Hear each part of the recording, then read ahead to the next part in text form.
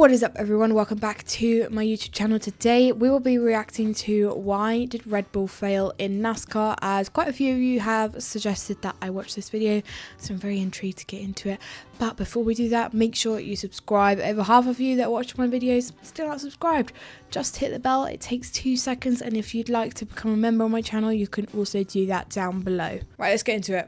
You know, if you ask a modern racing fan what they think of Team Red Bull, they're probably gonna talk about Formula One. True. After all, right now, they just dominate it. Max Verstappen alone Still has dominating, 44 actually. of the last 66 F1 races.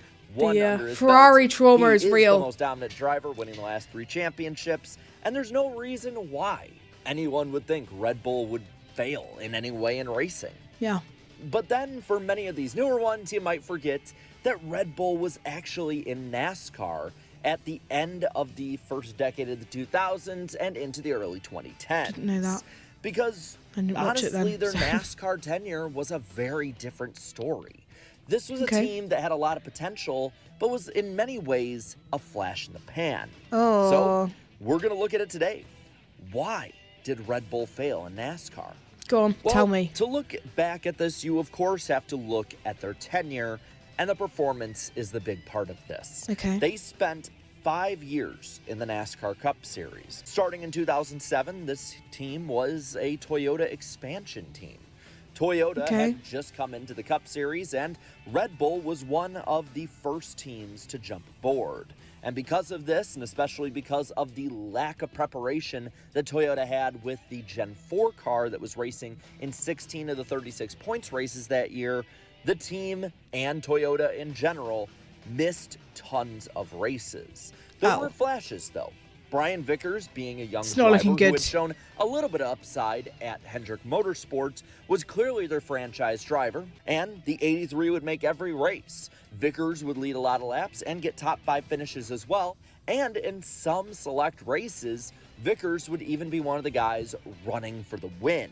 Unfortunately, the 84 that was split between AJ Allmendinger and Mike Skinner and whoever else they needed to fill into that car just could not get their act together with this season.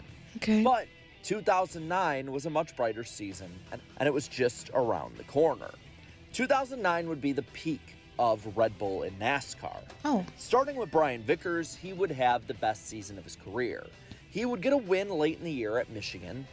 Granted, off of fuel mileage, but he ran up front in this race and in a lot of races that year. It was still a really big statement that Red Bull, a team that 3 years before this did not exist, was now a team that could say they were in the top third of the NASCAR field and had done it consistently enough to beat the likes of, say, Kyle Busch, Matt Kenseth, Clint Bowyer, Jeff Burton, Kevin Harvick, and Dale Earnhardt Jr., to name a few. Their second car would be driven by Scott Speed. Speed would now have the rebranded 82 car in most races, and it was looking like this team was on the up and up, though 2010 was very much a lost year for them. While Speed was driving in more races and was at least a top 30 driver with this car, the 83 had taken a step back before Brian Vickers would miss basically 2/3 of the season due to blood clots. They would have different drivers like Matthias Ekstrom and Casey Mears fill in that car, but it was clear without their franchise driver, they were rudderless. So they made a change, rebranding the 82 car to the 4 car heading into 2011 and being the stopgap for Casey Kane between his time at Evernham, or now Richard Petty Motorsports, and his time at Hendrick Motorsports in 2012. Brian Vickers would continue his downward spiral and be most remembered for his meltdown late in the year at Martinsville and Phoenix alike in the same race that Casey Kane won. But after, though, having what seemed to be faster cars than ever consistently, the team shut down.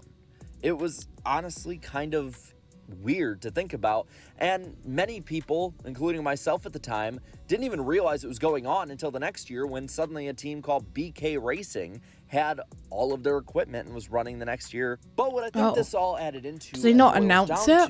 Is the business model as well of NASCAR. When Red Bull jumped into NASCAR in 2007, while Star Television, it was between 5 to 15 million watching every week, depending on the race. Wow. Races, as well as win championships, well, even they can't make a profit, and they've admitted it such. And when you have that be the case, well, Red Bull was gonna never have that ability. Yeah. See, the problem Red Bull had in a lot of ways was that they could not only have to look at covering the costs of running a team, but because they were the ones putting their brand on the car, they also had to cover the money that normally sponsorship would add to. Yeah. And because of that, well, oh my NASCAR's goodness, broken system would cost them. Red Bull simply was not profitable. There was no ROI that was really that good for them on the NASCAR side of things, because the performance and the money made back from that and the publicity from that was nowhere near the other endeavors that they have done. That looks nasty. Especially when you compare that to Formula One. Had they jumped into NASCAR, say, in 2014 to 2017, I think that they would actually be in a much better place now, because generally their performance was improving year over year. They had setbacks, yes, but they always seemed to recover from them. And in a lot of ways, you're starting to see it pay off, whether it be with younger people starting to gain more interest in NASCAR, and maybe some of the cost-cutting measures that would have saved Red Bull's bottom line. Plus, Red Bull just leads the way in just about everything they're in, and in NASCAR, it was going to take a long time, as it was pretty clear no current manufacturer would have them as their number one team. Even if they left Toyota, they'd be stuck in the same box of being a Tier 2 or Tier 3 team for any manufacturer.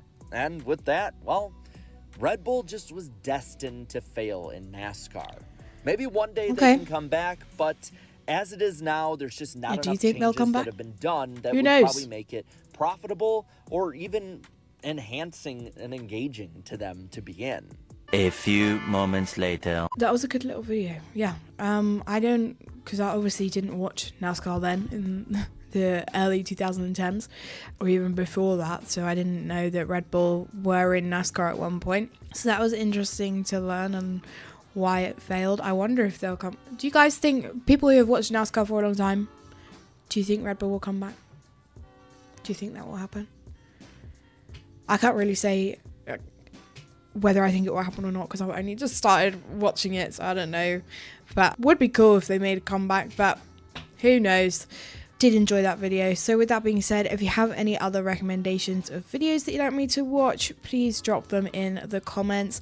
I'm working my way through everybody's suggestions at the moment. If you drop a comment on this video now of a video that you'd like me to react to, I probably won't get to it for quite some time, because there's like a huge backlog of videos that I'm trying to get through, as well as videos that I want to make myself as well. If you wanted to check out any of my other socials, they are all linked down below. If you wanted to become a member on my channel, you can also do that as well. But I hope you enjoyed today's reaction, and I will catch you next time for the next one. Bye!